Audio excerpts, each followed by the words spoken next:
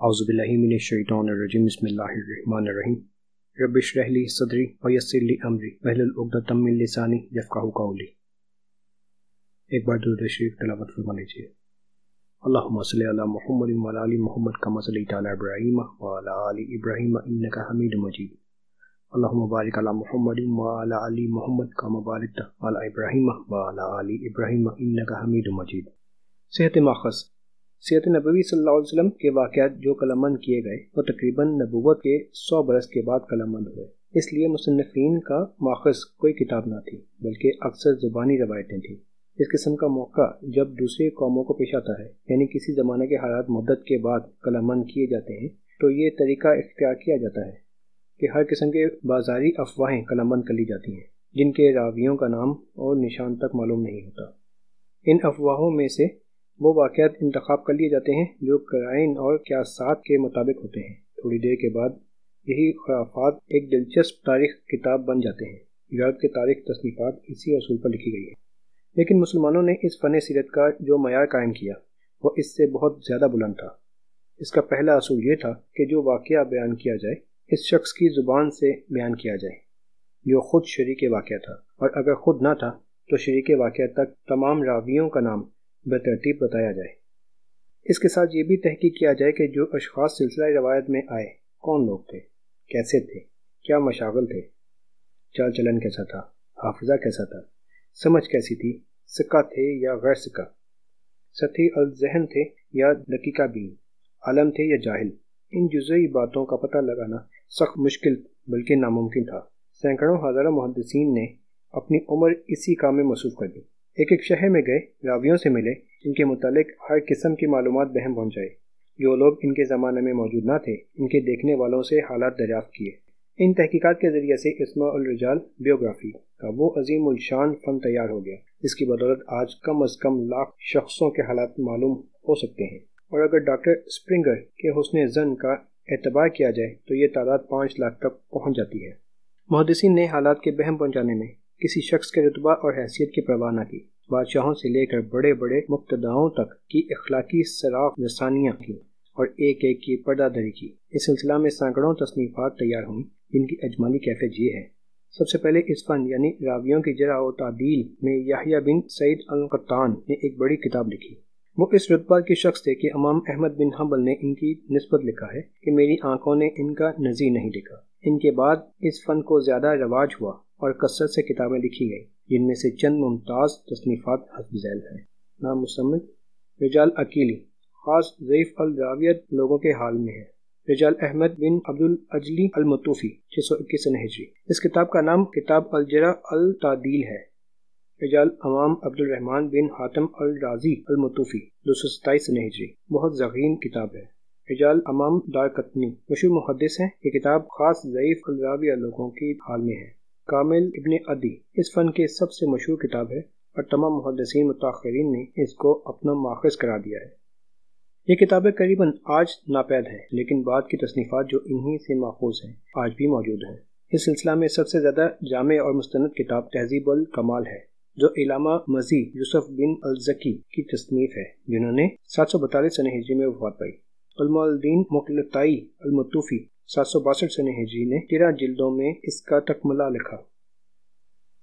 علماء ذہبی المتوفی 748 سنہ ہجری نے اس کا اختصار کیا اور بہت سے محدثین نے اس کے خلاصے اور ذیل لکھے، اور بالآخر حافظ ابن حجر نے ان تمام تصنیفات سے ایک نہایت ضخیم کتاب تہذیب التہذیب لکھی جو 12 جلدوں میں ہے اور آج کل حیدرآباد سے شائع ہوئی ہے۔ مصنف نے کتاب کے خاتمہ میں لکھا ہے کہ اس کی تصنیف میں 8 برس صرف ہوئے ہیں۔ اس سلسلہ کی ایک اور سب سے زیادہ متداول اور مستند کتاب میزان الاعتدال ہے جو علامہ ذہبی کی تصنیف ہے۔ حافظ ابن حجر نے اس کتاب پر اضافہ کیا جس کا نام السان المیزان ہے۔ اسماء الرجال کی کتابوں میں سے تہذیب الکمال، تہذیب التہذیب، لسان المیزان، تقریب، تاریخ کبیر بخاری، تاریخ صغیر بخاری، سکان ابن حبان، تذکرۃ الحفاظ علامہ ذہبی، اشتباء النسبت ذہبی، انساب سمعانی، تہذیب الاسماء ہماری نظر سے گزری ہیں۔ اس اصول تحقیق کی بنیاد خود قرآن مجید نے قائم کر دی تھی۔ یا ایھا الذین آمنوا ان جاءکم فاسق بنبأ فتبینوا۔ ترجمہ: مسلمانوں، اگر تمہارے پاس کوئی فاسق خبر لائے تو تم اچھی طرح اس کی تحقیق کر لو۔ حدیث ذیل میں بھی اسی کی موعد ہے۔ کفی بالمرء کاذبا ان یحدث بکل ما سمع۔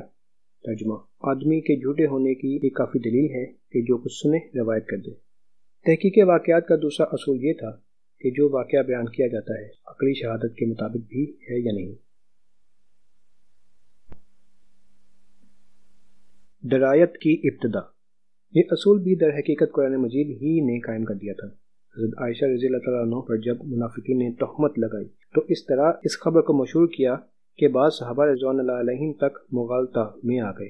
چنانچہ صحیح بخاری اور مسلم میں ہے کہ حضرت حسان رضی اللہ عنہ بھی قاذفین میں شریک تھے اور اسی بنا پر حد قذف جاری کی گئی۔ قرآن مجید میں بھی اس کی تصریح ہے۔ ان الذین جاءوا بالافک عصبۃ منکم۔ ترجمہ: جن لوگوں نے تہمت لگائی وہ تمہارے گروہ میں سے ہیں۔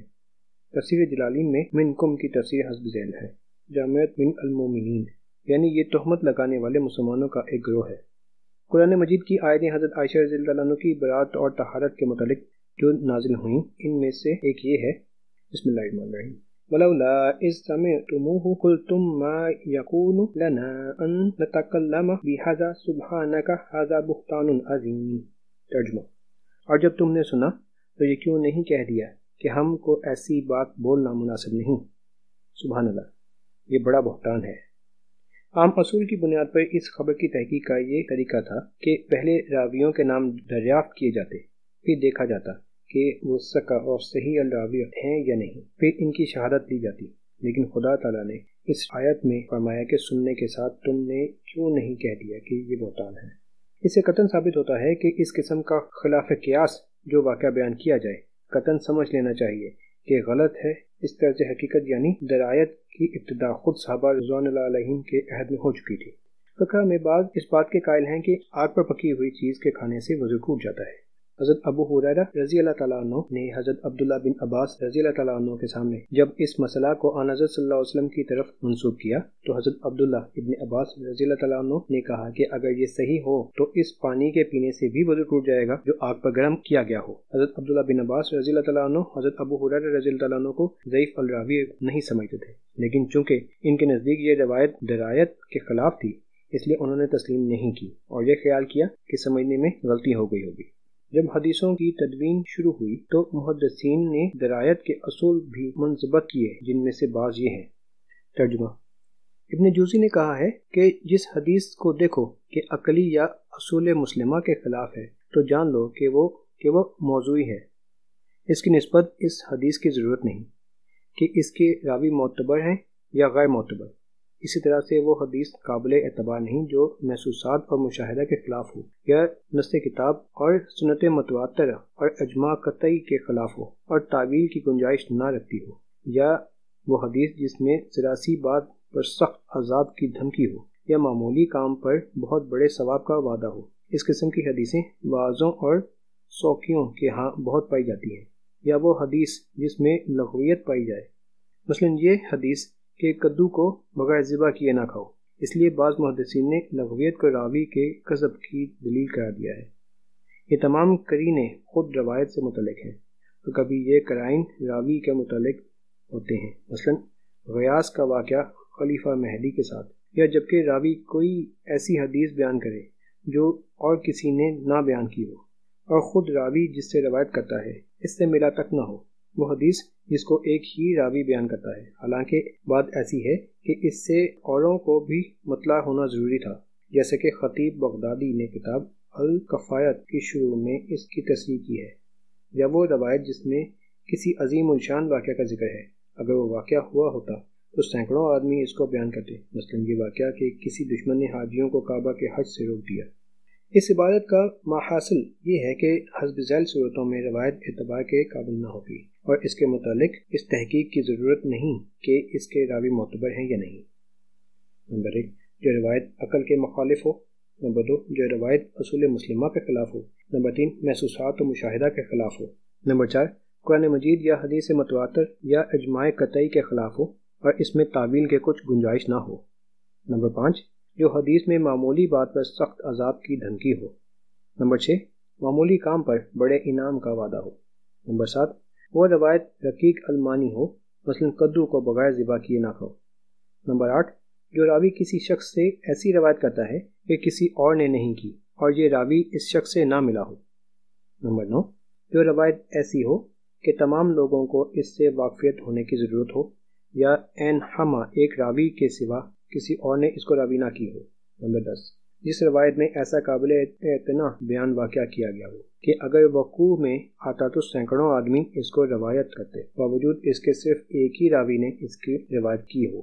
ملا علی قاری نے جو موضوعات کے خاتمہ میں حدیثوں کے نامعتبر ہونے کے چند اصول تفصیل سے لکھے ہیں اور ان کی مثالیں نقل کی ہیں، ہم ان کا خلاصہ اس موقع پر نقل کرتے ہیں۔ نمبر 1 اس حدیث میں فضول باتیں کی ہوں جو رسول اللہ صلی اللہ علیہ وسلم کی زبان سے نہیں نکل سکتی، مثلا یہ کہ جو شخص لا الہ الا اللہ کہتا ہے خدا اس کلمہ سے ایک پرندہ پیدا کرتا ہے جس کے 70 زبانیں ہوتی ہیں، ہر زبان میں 70,000 لغت ہوتے ہیں۔ نمبر 2 وہ حدیث جو مشاہدہ کے خلاف ہو، مثلا یہ حدیث کہ بینگن کھانا ہر مرض کی دوا ہے۔ نمبر 3 وہ حدیث جو صریح حدیثوں کے مخالف ہو۔ نمبر 4 جو حدیث واقعہ کے خلاف ہو، مثلا یہ کہ دھوپ میں رکھے ہوئے پانی سے غسل نہیں کرنا چاہیے کیونکہ اس سے برس پیدا ہوتا ہے۔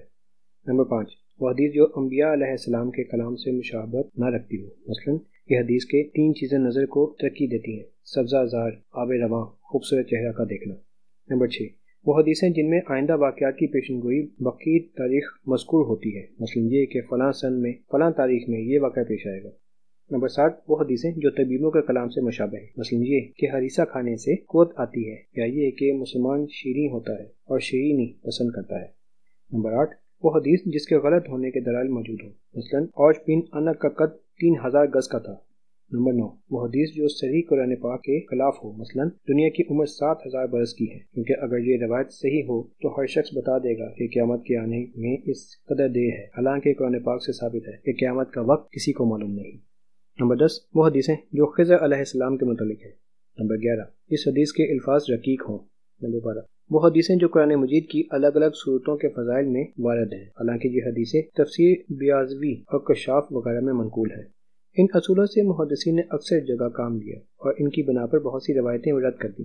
مثلا ایک واقعہ یہ بیان کیا جاتا ہے کہ آن حضرت صلی اللہ علیہ وسلم نے خیبر کے یہودیوں کو جزیہ سے معاف کر دیا تھا اور معافی کے دستاویز لکھوا دی تھی۔ ملا علی قاری اس روایت کے متعلق لکھتے ہیں کہ یہ روایت مختلف وجوہ سے باطل ہے۔ اس معاہدہ پر سعد بن معاذ رضی اللہ عنہ کی گواہی بیان کی جاتی ہے، حالانکہ وہ غزوہ خندق میں وفات پا چکے تھے۔ نمبر 2 دستاویز میں کاتب کا نام معاویہ ہے، حالانکہ وہ فتح مکہ میں اسلام لائے۔ نمبر 3 اس وقت تک جزیہ کا حکم ہی نہیں آیا تھا۔